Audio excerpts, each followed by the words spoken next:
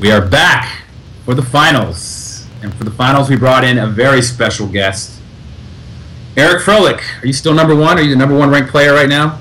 I am. Your name is missing it, so I don't know if you fell out of the rankings all of a sudden. Fallen out of the rankings, that would be an impressively bad week. But, yeah, I'm still number one. I think I dropped to number two just based on idleness. Like, I think because of the way the rankings work, it's cumulative based on last year, so because I had the most points last year of everyone close to me now, I lose the most points every week going forward. And I'm so close to Seth Manfield right now that I think I'm going to actually drop to number two despite there being no tournaments this weekend. But we'll see. OKC is coming up, then there's a Pro Tour, so we'll get back to the number one spot soon enough. Well, your one is by your name.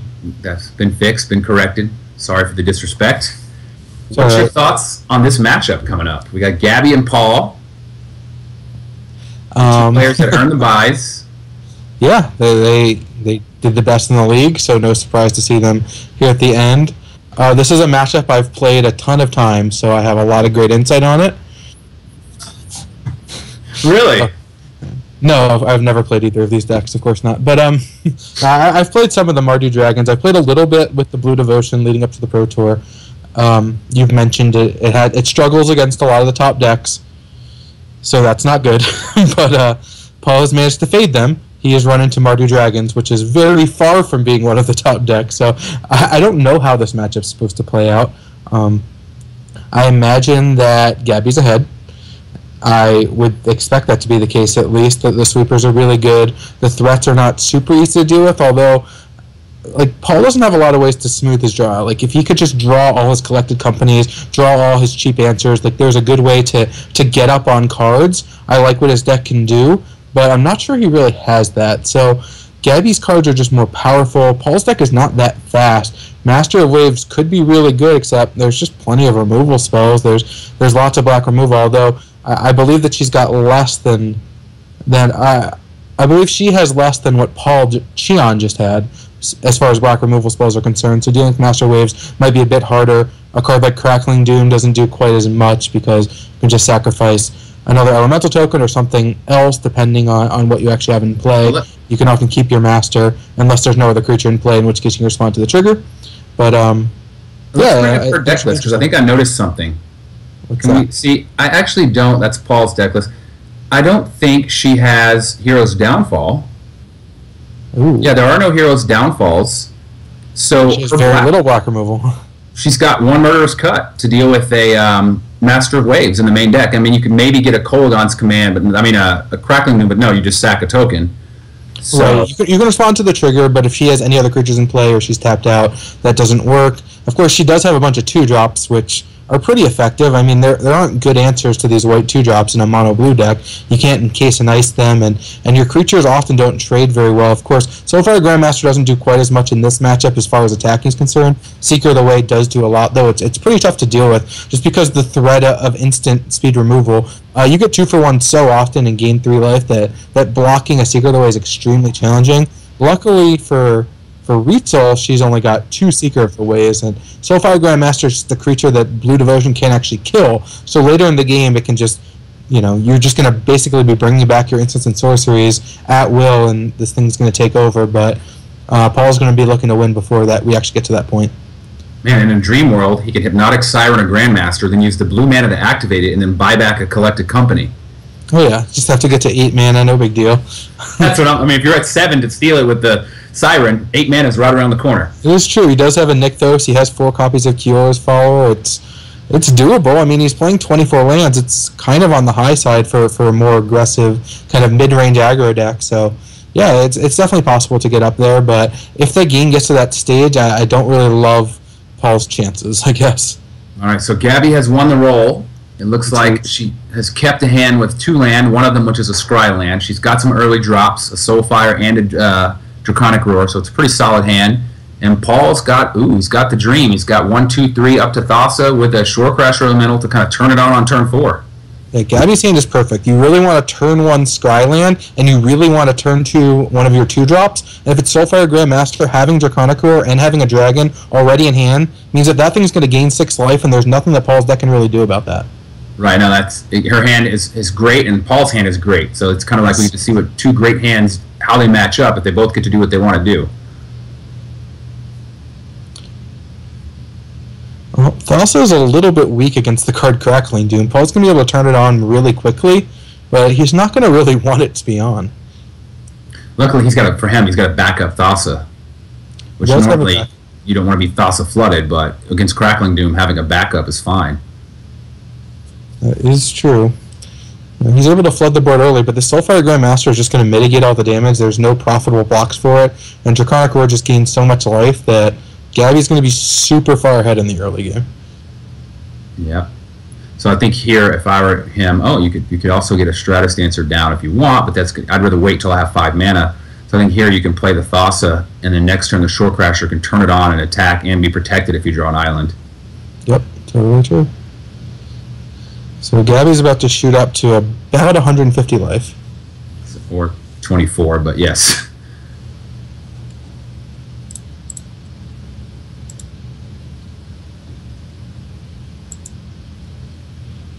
This is also an illustration of winning the die roll is huge. Yeah, totally. Being on the back foot against this draw of Paul's, the game plays out totally different. Whereas now, being on the aggressor, it's actually really tough for Paul with his back against the wall because she's going to be able to get those dragons out while he's still trying to develop.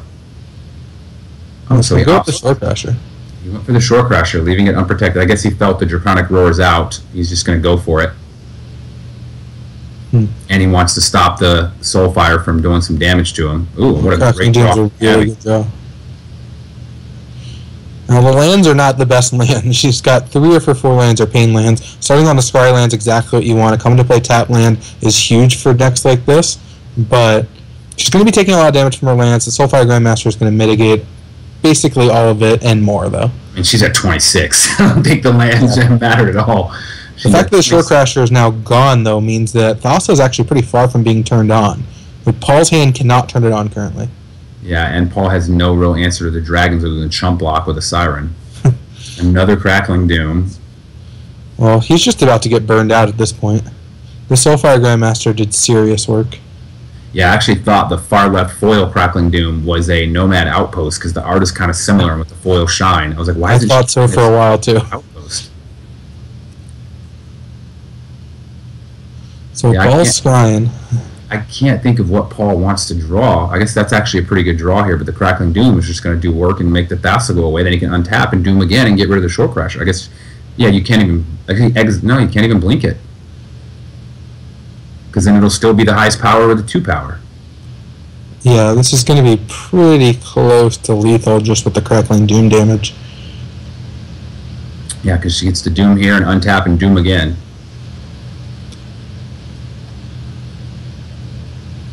So the Crackling Doom just going to gain some life to cancel out the 2 damage, although she takes 2 to cast it. The Grandmaster is going to come in. The fact that all these removal spells are Crackling Dooms to take care of all the Shore Crasher elementals is just really nothing Paul could have done this game. His draw, as you noted, was great. Just wasn't even close to enough. Yeah, I mean, his draw was fantastic, and this game ends up being not even close. I mean, she's going to finish. She didn't Doom.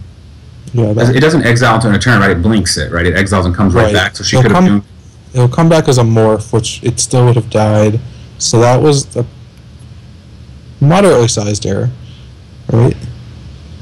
Luckily, she's got such a lead, I don't think it's actually going to matter, but yeah. Right, she basically have to not draw a land for a really long time.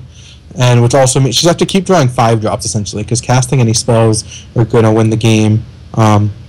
Missed out on quite a bit of damage there, but still going to be set up to cast the Crackling Doom. Any land that comes into play untapped will effectively will just end the game on the spot with this Kolagon. So this now Paul's deciding. I mean, if he plays the Thassa, he can't keep mana open to blink more than once or to pump.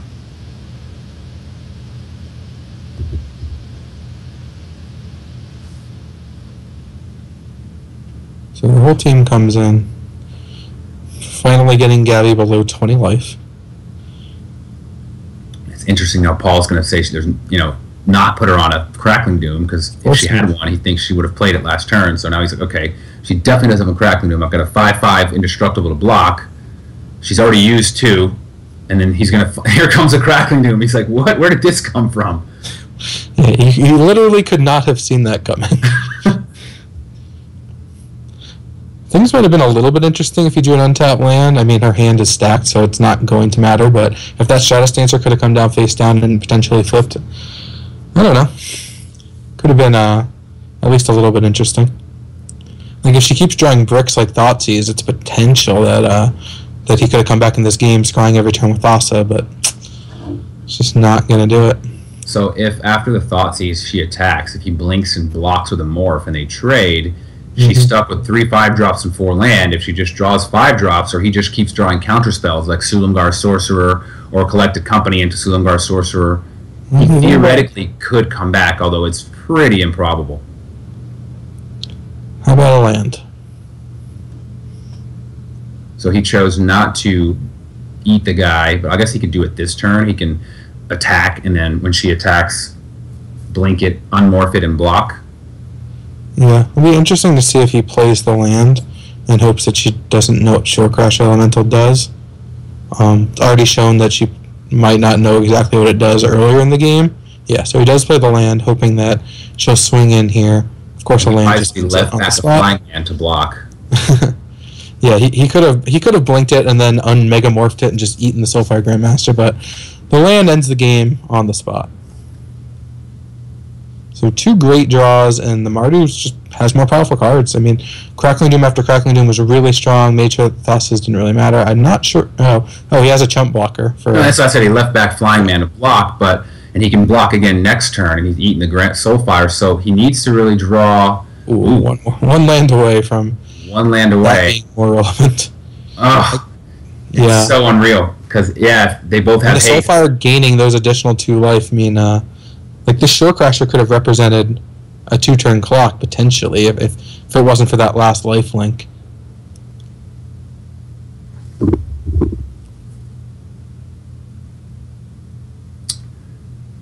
Yeah, he's got to be thinking, okay, faded, and not know that she's just got it and it's already over. Yeah, I think he probably knows, though. I mean, her play when she had 4 cards in hand was Thoughtseize, so it's pretty telling that there's probably a bunch of 5s. I mean, Paul knows the deck list. He knows that there's a bunch of Stormbreaths and Kolagons, and yeah, they're going to come out to play.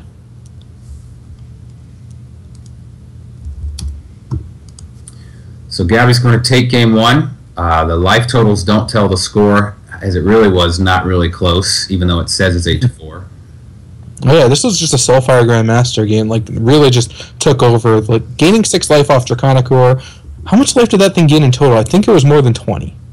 I think it was at least 20. It's specifically what I stated the difference was against Cheon's Black Red Dragons. Like I said, having the early threats and early pressure to be able to get on the board and actually interact and not sit there and just be reactive the whole game is the key to being able to stay at the game and beat this deck. Yeah, it's completely true. Like, if Cheon had made the finals, it's interesting because cards like Draconic Roar just are really good against Gaby because she's got those 6/2 drops, and they don't really do anything against Cheon because he didn't even main deck Rabblemaster. He's just playing a lot of big creatures in his deck, but those Draconic Roars combined so well with all of the 2 drops against a creature-based strategy, exactly what Rietzl's playing, and it's just such a swing. That Soulfire Grandmaster attacked, Draconic Roar came down, she gained 8 life on turn 3, I mean, an aggro deck is going to struggle to make up those 8 life, and she gained about 12 more, maybe 14 more the rest of the game, and yeah, he dealt a lot of damage, he fought valiantly, but his draw was very good, but it just wasn't enough. Let's see if the sideboards can change the matchup a little bit. Let's take a look at Paul's deck here.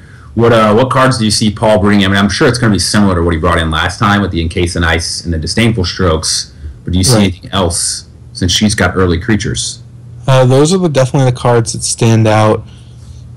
I think there's probably a reasonable chance he wants something like Treasure Cruise just because there's going to be a lot of attrition. She's got a lot of removal. Creatures are going to die. Being able to draw into a bunch of things and basically be able to attrition when you're facing a bunch of power, it's kind of all you can do at that point. So Treasure Cruise, maybe Bident of Thassa. I'm not sure if that's a card that he wants. It's pretty good. I think she only had 1 copy of Kolaghan's Command. Like, the problem is with a lot of these cards is you can't really make some of the cards that they already play even better. And so that's a pretty big risk of whether you actually want to board in something like Artifacts, or whether you want to go with like Disdainful Strokes. If they try to get cheaper, it can end up sitting in your hand. Of course, it's really good in this matchup because the 5s are the real powerful cards. And here's Gaby's deck. Obviously, Anger of the Gods is an all-star coming in. Mm-hmm. And Anger of the Gods is going to kill everything except for the Master itself. Which is fine. You're leaving a 2-1. Doesn't do anything. Magma Spray is good. It's early interaction. Ultimate Price is excellent. It's another way to deal with Master of Waves, which she doesn't have a lot main deck.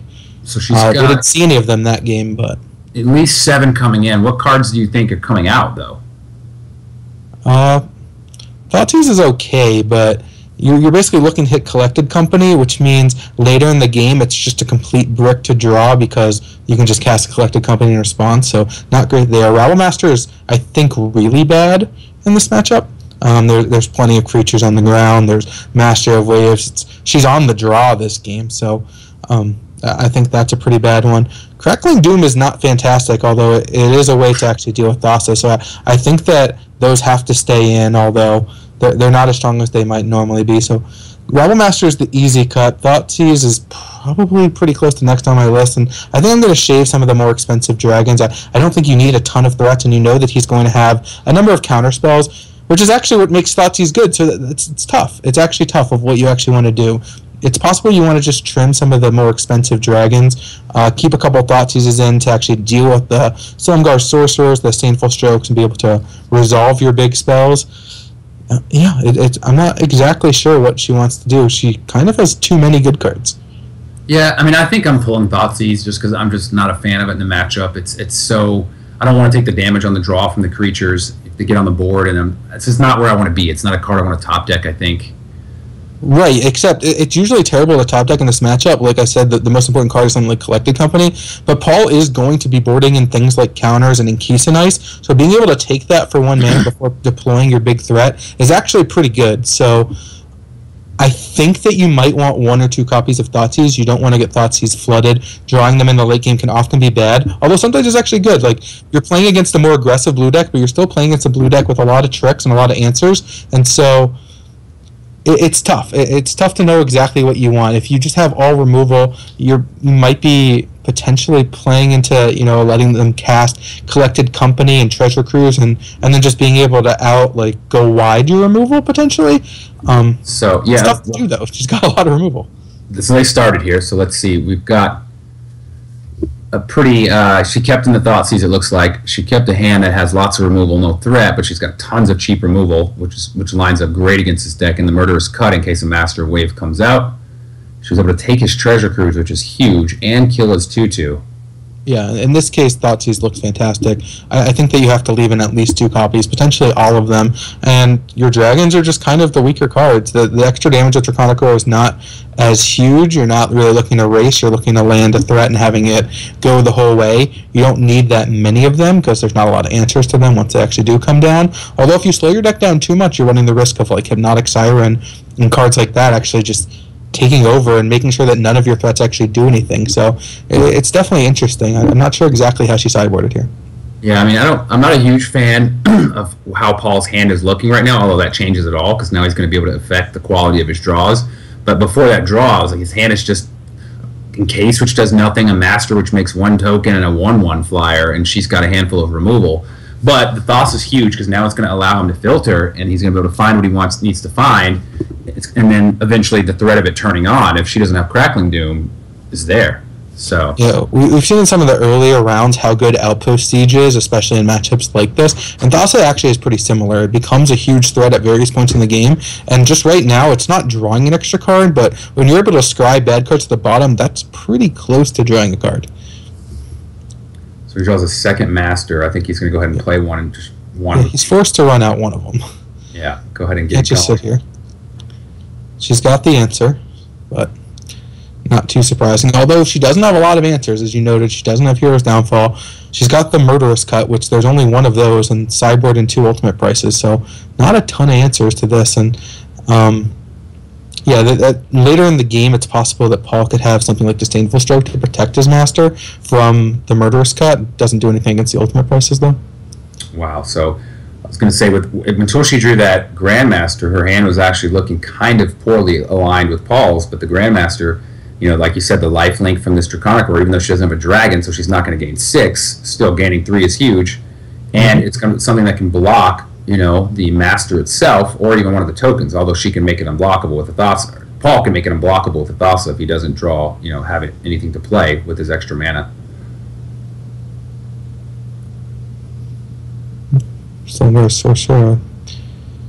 So he's got I think it's decent because it allows you to pass, and if he does draw a 5-drop, which she doesn't have already because she probably would have played it, then you can counter it. And if she doesn't, then you can make a blocker and block. So he's going to go ahead and put a chumper out that he can sacrifice to the exploit ability of the Silumgar Sorcerer 2.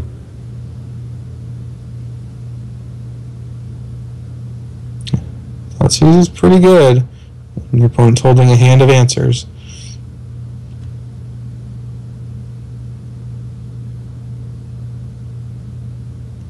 Interesting to see whether Paul will respond by actually just casting the Sorcerer here.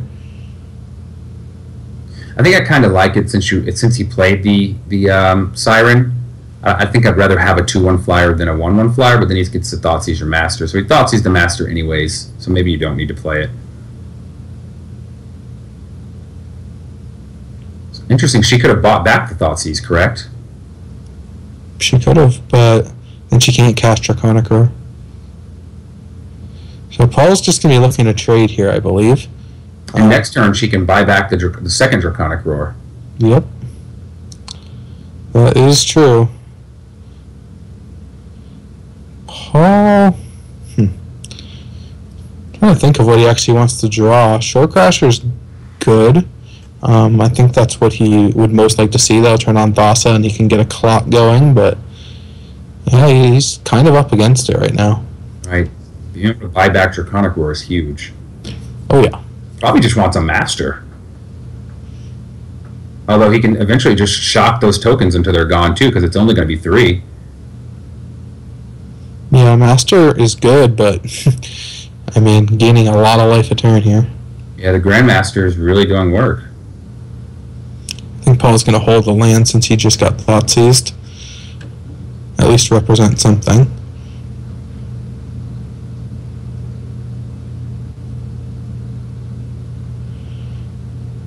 He would really have loved, like, I guess another Silumgar Sorcerer, like a way to kill his Hypnotic Siren to try to fizzle the Draconic Roar so that you can't just keep buying it back would be nice. But he's scrying and still hasn't gotten there so far. Yeah, I don't see a way out of this, really.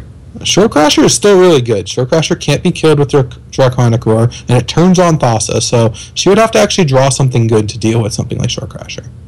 Like I said, he can play this. It's going to make 3 tokens. She can kill one with buyback into turn, and then she's going to go to 24, attack, and then not attack because he'll obviously block, but then just kill another with buyback, and there's down to just a Master and a token. Well, she's just going to kill the Siren right now. Yeah, which is the same as killing a token, but you also get the Siren. Mm-hmm. Well, she doesn't have a dragon, so that's the good news for Paul. He's not taking the additional 3, and she's not gaining the additional 3, but it's not a good spot. He has a 5th land, so if he drew a Stratus Dancer, he can deal with the issue of the... Well, so much for not having a dragon. That's a good dragon.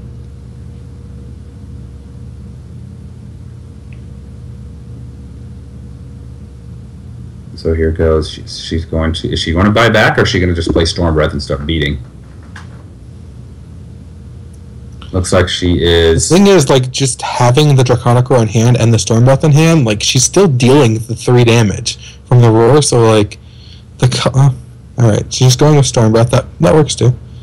Yeah, you were saying by casting the roar, she's still doing 3 to Paul as opposed to 4, and she's cleaning up the board a little bit. So. Yeah, I mean, that's something that a lot of people would... I personally didn't think of it that way either, but yeah, by looking at it that way, you're giving up 1 damage to get rid of something on the board, which is actually probably a better situation. Now, this Master situation could be getting out of hand right here. It still doesn't make that. Like, he really needs one more devotion so he can use the Nykthos to cast the other Master Waves, make additional tokens, and really be in good shape. But he doesn't have a line here that's actually great. Right. If he only could play Encase and then Master. Yeah, because if he just lets the Storm Breath hits him again and gets monstrous, he's going down to just in range of he's going to die to Draconic Roar basically immediately. Yeah, I think he has to encase the Storm Breath and set up for a Master of Wave next turn. Yep, I agree. So it's interesting, too, that she chose to play Storm Breath instead of buying back the Draconic Roar, because she knows about the Encase and Ice from the earlier Thoughtseize. Mm-hmm. Paul analyzing all the options. I mean, there's really only two, right? Either you play Encase or you play Master. If you play Master, you play pre-combat, so your elementals are bigger. If you play post-combat, if you're not going to do it, then you're going to play Encase. Right, but, I mean, you have to figure he has perfect information of everyone's hand, the board. The only thing he doesn't know, of course, is what she's going to draw.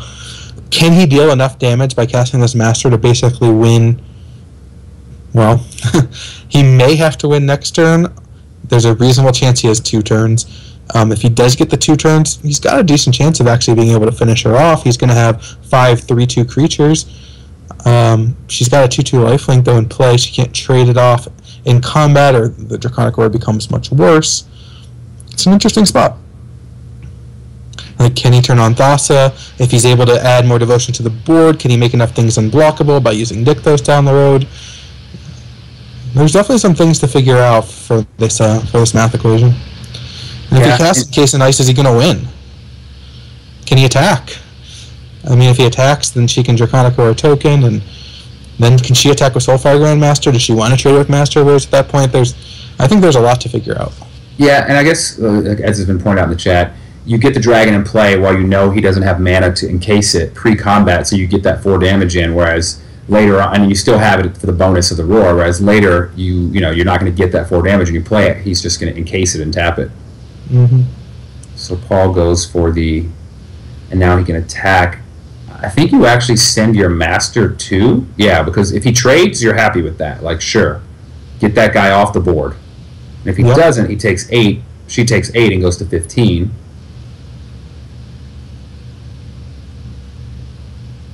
Yeah, it's an interesting decision of whether to even block here. What that does is you can monstrous Storm Breath Dragon, but that's not going to be enough. Like, she would have to draw a burn spell because she knows about Encase and Ice. So this Storm Breath Dragon does not actually represent a 2-turn kill. Although it can put Paul down to 5, and she's got Draconic Roar, which has Dragon turned on, and there's a number of things that deal 2 damage. Oh, wow. Another like that. So monstrous to 7 puts him at 6. Even if he encases, 2 Draconic Roars mops it up. And Paul's only got 12 in play, correct? That is correct. So if she chooses, how many outs in his deck if she does that? I don't think so. So even if he turns on Thassa, that's 5, 50. That's only 17. He's still too short. That was actually the perfect draw. That was a great draw. I mean, he's at 12, attack him down to 5, and she's got 6 damage in hand. You know what she needs? Does he have any counter spells? Does he have negate? He needs Harpy Tides to bounce it in response. So no, that doesn't matter. It's in her hand. It doesn't do it. Yeah, he needs like negate or Sulamgar Sorcerer. Sorcerer only counters creatures. Not Sulamgar Sorcerer, Stratus Dancer. Oh, Stratus Dancer. No, he wouldn't have had enough mana because he had to cast the Encase. Oh yeah. Well, he's drawn and he's drawn nothing, so this is over. Gaby's going to win. Yeah, the one card in hand, the Encase and Ice in hand, sending him to 5 instead of to 6, ended up being the difference because of the Thornwood Falls. Wow. And Gaby's our champion. True. 5-0. She dominated the Standard Super League. Congratulations to our champion, Gaby. Coming in. Congrats to Gaby. She beat a star-studded field. This is a real murderer's row. We had a group of death bracket that included 3 of the top 4 players from Worlds. Like, pretty crazy stuff. All right, so we're going to take a quick break here, and thank you for joining us. I'm going to get Gaby on here for the winners interview. Summer's interview. Yeah, sorry, stumbling a little bit. Get her on here for a winner's interview, talk to her, see how she's feeling, and, congratulate her. This is pretty incredible.